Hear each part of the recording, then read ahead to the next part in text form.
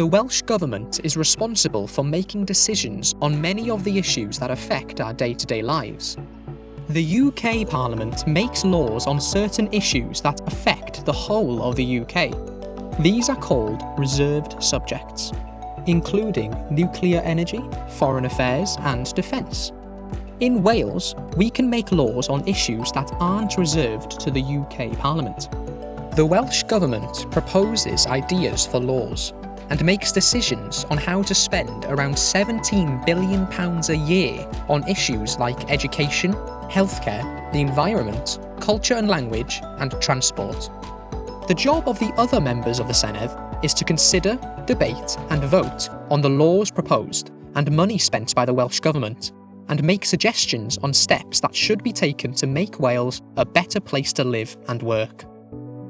Since 1999, some significant laws have been passed that have helped make Wales a leading country for recycling, given the Welsh language official status, and made significant changes to the organ donation system.